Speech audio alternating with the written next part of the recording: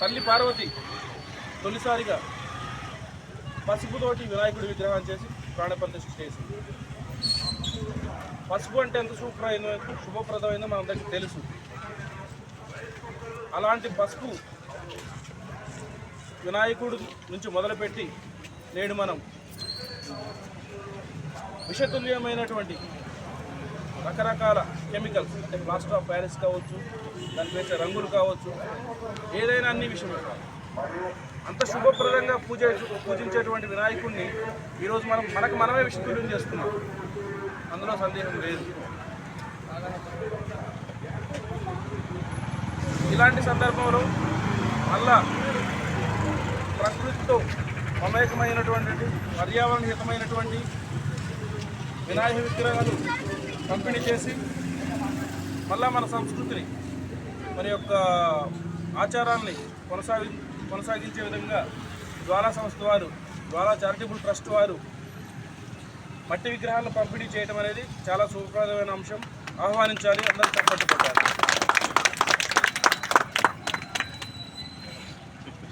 అందరికీ పూజించాలన్నట్లు ఘనంగా సెలబ్రేషన్ చేసుకోవాలంటుంది. కాకపోతే దేని ఎట్ ద వాట్ కాస్ట్ ప్రకృతికి డ్యామేజ్ చేసేది చేసుకోవద్దు. మనం ఖచ్చితంగా ఘనంగా సెలబ్రేట్ చేసుకోవాలి.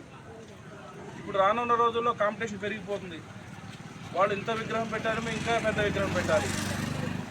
వీధికి ఒక 10 విగ్రహాలాగా తయారవుతున్నాయి. ఖచ్చితంగా సెలబ్రేట్ చేసుకోవాలి. కాదంటే మన సంస్కృతిని సంప్రదాయాలు కాపాడుకోవాలి. కాకపోతే పర్యావరణానికి హితం చేసే ఆచారాలు కానీ మనవి కావు. మన హిందూ తత్వంలో లేవు. ఎక్కడ ఏ పండుగ చూసుకున్నా ప్రకృతితో మమేకమయ్యే ఉంటుంది. కాబట్టి ప్రతి ఒక్కరు కూడా పర్యావరణ హితంగా, వ్యక్తిగతంగా ఇలాంటి మట్టి విగ్రహాలనే పూజించి వారి యొక్క భక్తి భావాలను తెలుపుకొని మన సంస్కృతి సాంప్రదాయాలు కాపాడాలని కోరుకుంటూ అందరికీ నమస్కారం. సెలవు. భక్త మహాశయుల ద్వారా సార్ చెప్పినట్లుగా నేడు ప్రకృతి అంతా వికృతిగా మారుతున్న సందర్భంలో మన జ్వాలా ట్రస్ట్ వారు ఇలాంటి నిర్ణయం తీసుకోవటం శుభపరిణామం. ఇలాంటి విషయాలలో పిల్లలకి నేర్పినట్లయితే తద్వారా రాబోయే కాలంలో వాళ్ళు అది మనసులో నాటుకొని మనం ప్రకృతిలో మమేకమై ప్రకృతి సంబంధమైనటువంటి ఇలాంటి కార్యక్రమాలు చేపట్టి ప్రకృతిని కాపాడుకుంటూ ముందు తరాలకి వాటిని అందిస్తూ తద్వారా పర్యావరణాన్ని, సామాజిక హితాన్ని అందరం కూడా నేర్పినట్లవుతుంది. ప్రకృతితో పాటు మనం ఆరోగ్య సూత్రాలు దీంట్లో ఇమిడి ఉంటాయి. తద్వారా కాలుష్యరహితంగా ఈ సమాజం ఉంది. అందరికీ కూడా ఆరోగ్యము, ఐశ్వర్యము, అలాగే తిరిగి తద్వారా అందరూ కూడా ఆరోగ్యకరమైనటువంటి సమాజంలో ఆరోగ్యకరమైన వాతావరణంలో ఉండటానికి దోహదం చేస్తుంది. కావున మన యొక్క హిందూ ధర్మంలో ప్రతి పూజలో కూడా ప్రకృతి పరంగానే ఉంటుందని సారు సెలవిచ్చారు. అది నిజంగా సత్యవంతమైనది. అదేవిధంగా ఈ యొక్క ప్రకృతిలో మనం చేపట్టేటటువంటి కార్యక్రమాలన్నీ కూడా కాస్మెటిక్ ఎనర్జీని మరింత వృద్ధి చేసి తద్వారా ఈ యొక్క రేడియేషన్ పవర్ నుంచి మనల్ని రక్షించడానికి ఈ యొక్క ప్రకృతిపరమైనటువంటి ఈ యొక్క పూజా ద్రవ్యాలను ఉపయోగించడం తద్వారా మనలో ఉన్నటువంటి అనారోగ్యమైనటువంటి కారణాలన్నీ కూడా పోతాయి. కావున ప్రసాదంలో కానీ, తీర్థంలో కానీ, పూజలో కానీ ప్రకృతిపరమైనటువంటి వాటిని వాడదాము.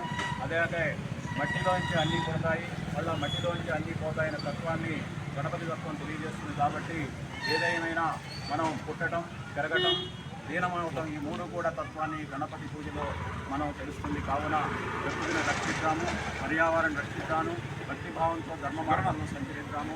అందరికీ కూడా గణపతి నవరాత్రి ఉత్సవాల సందర్భంగా చవితి శుభాకాంక్షలు తెలియజేస్తున్నాం. దేవులు గణేష్ మహారాజ్.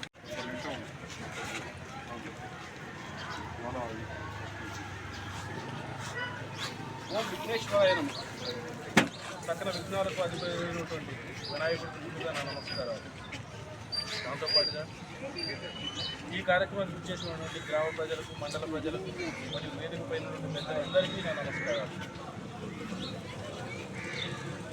మనం అనాదిగా గత వేల సంవత్సరాల నుంచి వినాయకుడిని పూజ చేసుకుంటాం.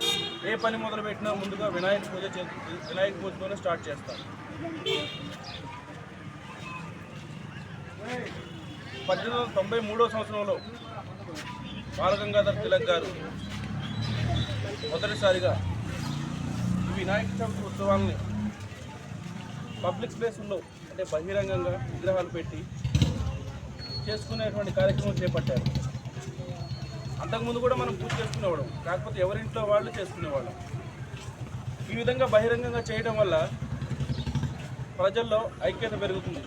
1893వ సంవత్సరం అంటే అది బ్రిటిష్ పరిపాలన కాలం. ప్రజలను ఏదో ఒక విధంగా ఏదో ఒక అంశం మీద ఏకతాటి మీద తీసుకురావాలనే కారణంతో బాలగంగాధర్ తిలక్ గారు ఈ విధంగా చేపట్టారు.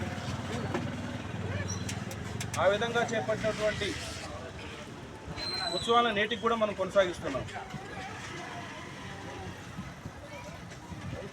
మన హిందూ పండుగలు ఏవైనా కావచ్చు, అన్ని ప్రకృతితోనే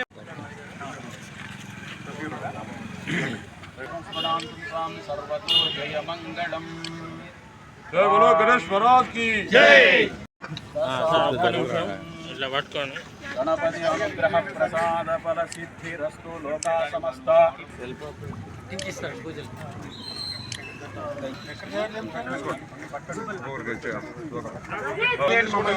ఈతంటే కొద్దిగా ఆగాలి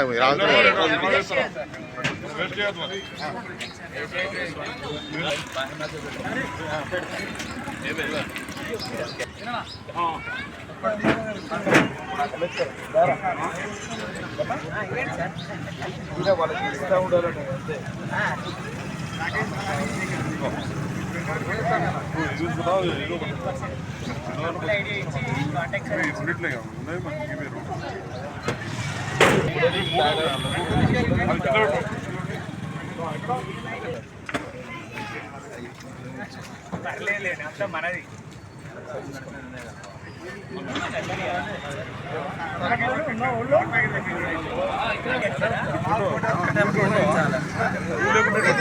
అదే మరి ఫోటో